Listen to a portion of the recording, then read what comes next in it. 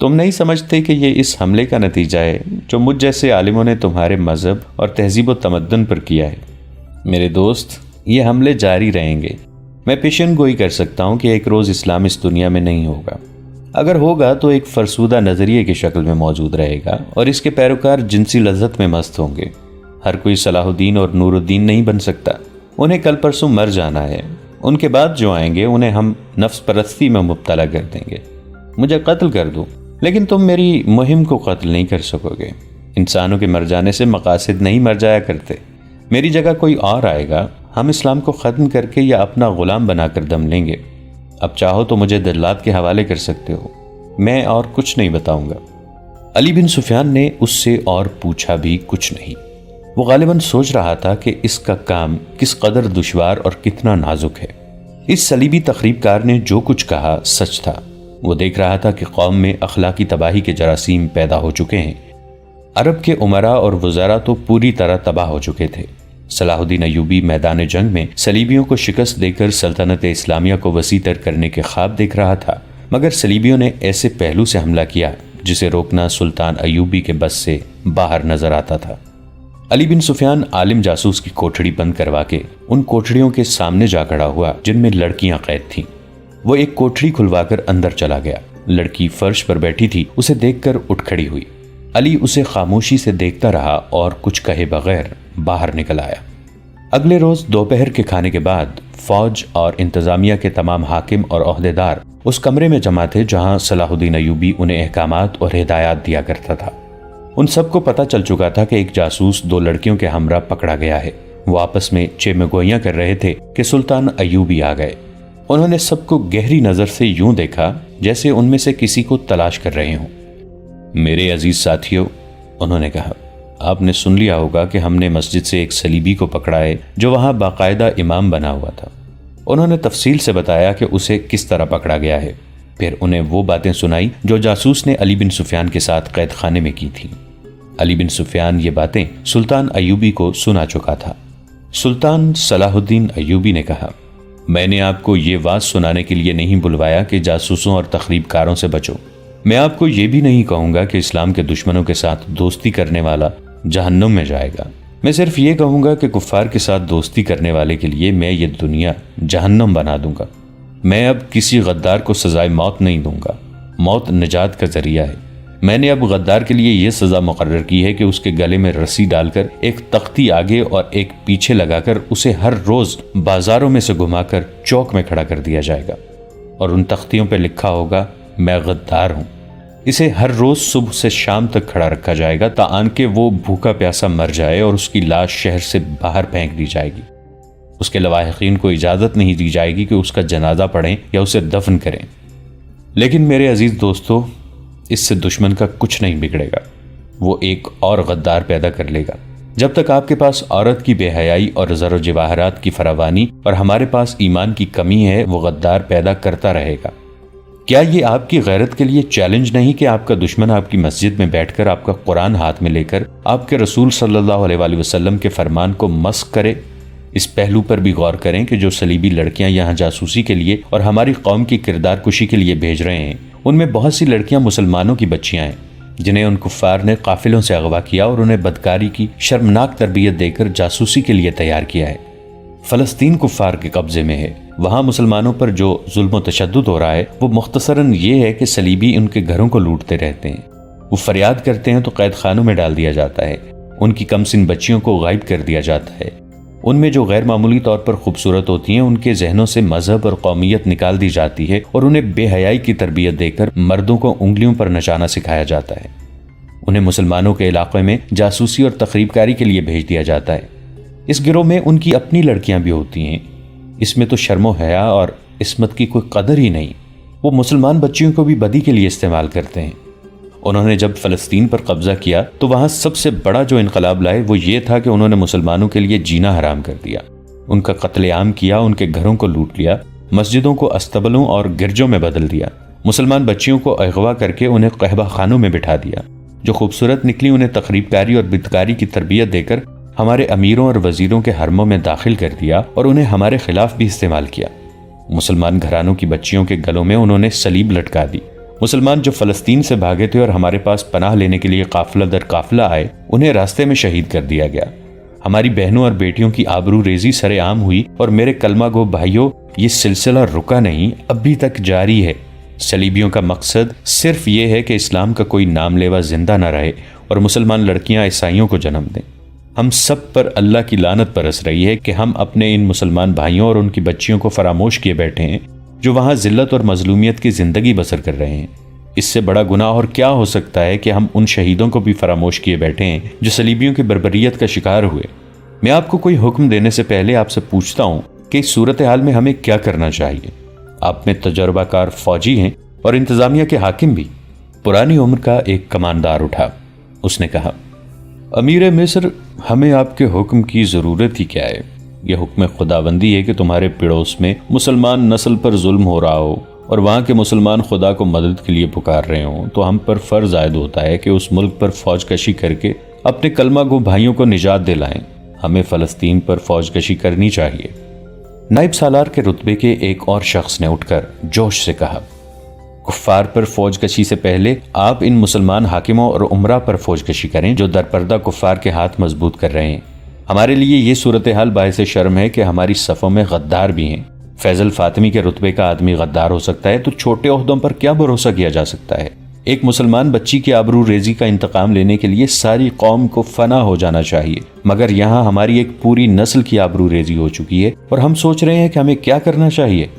صلیبیوں نے ہماری بچیوں کو بدکاری کے لیے تیار کیا ہے اور ہم سے ان کے ساتھ بدکاری کرا رہے ہیں۔ محترم امیر، اگر میں جذباتی نہیں ہو گیا تو مجھے یہ تجویز پیش کرنے کی اجازت دیں کہ ہمیں فلسطین لینا ہے۔ صلیبیوں نے ہمارے قبلہ اول کو بدی کا مرکز بنا دیا ہے۔ ایک اور آدمی اٹھا، لیکن سلطان ایوبی نے ہاتھ کے اشارے سے اسے بٹھا دیا اور کہا، میں یہی سننا چاہتا تھا۔ آپ میں سے جو میرے قریب رہتے ہیں جانتے ہیں کہ میرا اولین ہدف فلسطین ہے۔ میں مصر کی عمارت کے فرائض سنبھالتے ہی فلسطین پر حملہ کرنا چاہتا تھا، مگر 2 سال سے زیادہ عرصہ گزر گیا ہے۔ ایمان فروشوں نے مجھے مصر میں ایسا الجھایا ہے جیسے میں دلدل میں پھنس گیا ہوں۔ ذرا ان 2 سالوں کے واقعات پر غور کریں۔ آپ صلیبی تخریب کاروں اور غداروں کے خلاف لڑ رہے ہیں۔ سوڈانیوں کو ہمارے خلاف لڑانے والے ہم میں سے ہی ہیں۔ سوڈانی حبشیوں سے مصر پر حملہ کرانے والے ہمارے اپنے سالار اور کمانڈر تھے۔ وہ اس قومی خزانے سے تنخواہ لیتے تھے جس میں قوم کا پیسہ ہے اور جس میں خدا کے نام پر دی ہوئی زکوٰۃ کا پیسہ ہے۔ میں نے اس امید پر 2 سال گزار دیے ہیں کہ میں جاسوسوں، انہیں پناہ اور مدد دینے والوں اور ایمان فروشوں کو ختم کر کے فلسطین پر حملہ کر دوں گا، لیکن میں اس نتیجے پر پہنچا ہوں کہ تخریب کاری کا یہ سلسلہ کبھی ختم نہیں ہوگا۔ کیوں نہ اس چشمے کو جا کر بند کیا جائے جہاں اسلام دشمنی کے سامان پیدا کیے جاتے ہیں۔ ہم صلیبیوں کو خود موقع دے رہے ہیں کہ وہ ہماری صفوں میں غدار پیدا کریں۔ میں نے آپ کو آج اس لیے بلایا ہے کہ فلسطین پر حملے میں اب زیادہ تاخیر نہیں ہوگی۔ فوج کی جنگی مشقیں اور تربیت تیز کر دو، مجاہدین کو لمبے عرصے کا محاصرہ کرنے کی مشق کراؤ۔ مجھے ترک اور شامی دستوں پر پورا اعتماد ہے۔ مصریوں اور وفادار سوڈانیوں میں جذبہ پیدا اور پختہ کرنے کی ضرورت ہے۔ ان میں دشمن کے خلاف قہر اور غضب پیدا کر دو۔ یہ اسی صورت میں ممکن ہوگا کہ ان میں غیرت پیدا کرو اور انہیں بتاؤ کہ وہ تمہاری ہی بہنیں اور بیٹیاں ہیں جو صلیبیوں کی درندگی کا شکار ہو رہی ہیں۔ آپ میں انتظامیہ کے جو حضرات ہیں، ان کے ذمے یہ فرض ہے کہ وہ مسجدوں کے پیش اماموں سے کہیں کہ لوگوں پر جہاد کی غرض و غایت واضح کریں اور نو عمر لڑکوں میں عسکری خیالات پیدا کریں۔ کوئی بھی پیش امام یا خطیب اسلامی نظریات کو غلطی سے یا دانستہ غلط رنگ میں پیش کرتا ہے، اسے امامت کے فرائض سے سبکدوش کر دیں۔ اگر کردار مضبوط ہو تو کوئی کشش اور کوئی انگیخت گمراہ نہیں کر سکتی۔ ذہنوں کو فارغ نہ رہنے دیں، کھلا نہ چھوڑیں، ورنہ دشمن انہیں استعمال کرے گا۔ فوج کے کوچ کے احکامات آپ کو جلد مل جائیں گے۔ اللہ آپ کا حامی اور ناصر ہے۔ 7 روز گزر گئے۔ عالم جاسوس اور دونوں لڑکیوں کو سلطان ایوبی نے ملاقات کے لیے بلایا۔ انہیں لایا گیا تو سلطان ایوبی نے کہا کہ انہیں دوسرے کمرے میں بٹھا دو۔ ان کے پاؤں میں بیڑیاں اور ہاتھوں میں زنجیریں تھیں۔ انہیں جس کمرے میں بٹھایا گیا وہ سلطان ایوبی کے خاص کمرے کے ساتھ تھا۔ دونوں کے درمیان ایک دروازہ تھا جس کا ایک کواڑ کھلا ہوا تھا۔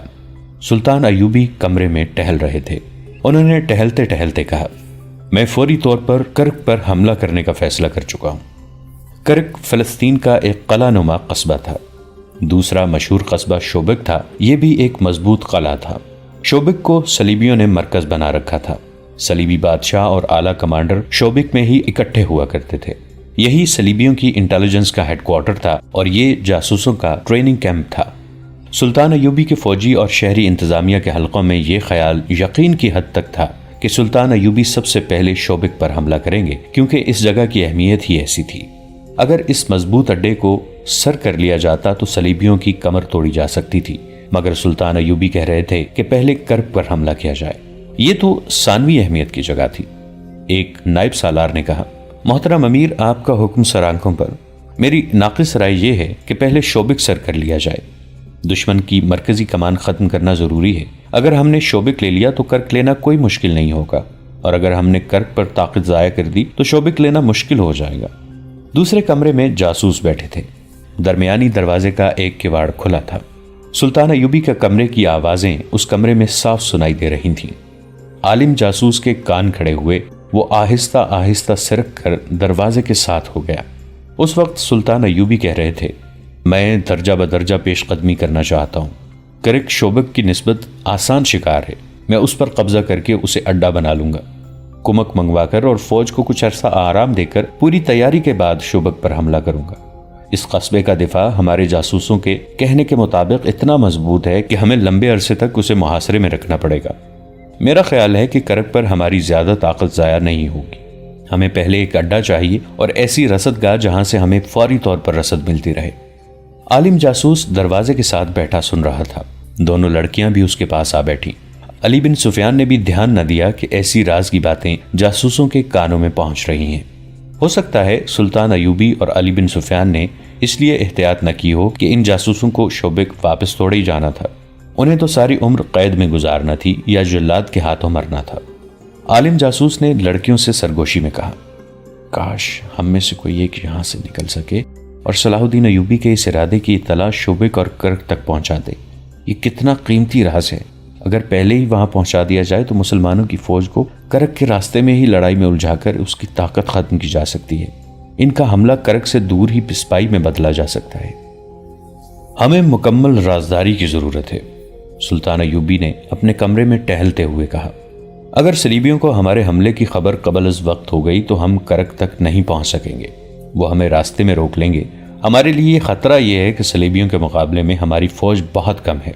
صلیبیوں کی نفری زیادہ ہونے کے علاوہ ان کے گھوڑے اور ہتھیار ہم سے بہتر ہیں۔ ان کے خود لوہے کے ہیں اور وہ ذرا بختر بھی پہنتے ہیں۔ اس سے ہمارے تیر انداز بیکار ثابت ہوئے ہیں۔ میں چاہتا ہوں کہ صلیبیوں کو بے خبری میں ڈالوں تاکہ انہیں کھلے میدان میں لڑنے کا موقع نہ ملے۔ اگر وہ کھلے میدان میں لڑے تو ہمارے عقب میں آ کر وہ ہماری رسد کا نظام روک دیں گے۔ اس کا نتیجہ پسپائی اور شکست کے سوا اور کچھ نہیں ہوگا۔ میں وہ راستہ اختیار کروں گا جو جاریب کے ٹیلوں میں سے گزرتا ہے۔ یہ بڑا وسیع اور ریج علاقہ ہے۔